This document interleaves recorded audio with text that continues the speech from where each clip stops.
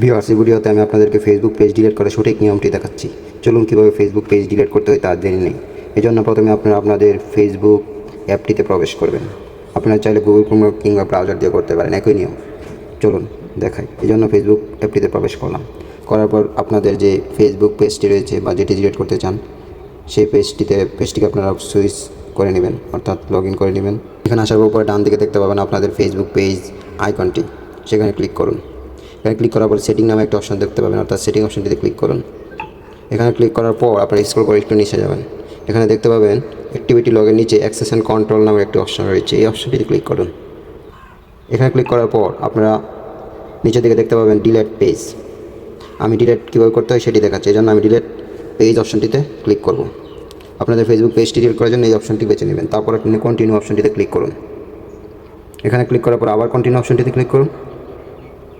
এখন আপনারা যদি চান আপনাদের ফেসবুক পেজে গুরুত্বপূর্ণ কোনো ইনফরমেশন থাকে ডিলিট তা আপনারা ডাউনলোড করে নিতে পারবেন। এর জন্য আপনারা এখানে ডাউনলোড ইনফরমেশন এই অপশনটিতে ক্লিক করে ডাউনলোড করে নিতে পারেন। আমি কিছু করব না, আমার ডাউনলোড করার প্রয়োজন নেই।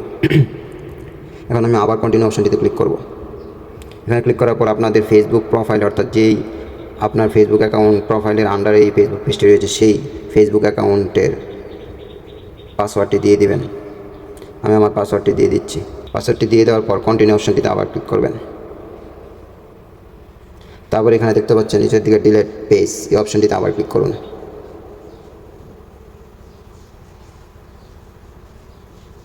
এই দেখেছেন আমার ফেসবুক পেজটি ডিলিট হয়ে গেছে এবং সুইচ হয়ে আমার মেইন প্রোফাইলে চলে এসেছে। এভাবে আপনারা আপনাদের ফেসবুক পেজ ডিলিট করতে পারেন। ধন্যবাদ। আমার ফেসবুক পেজটি ডিলিট হয়ে গেছে।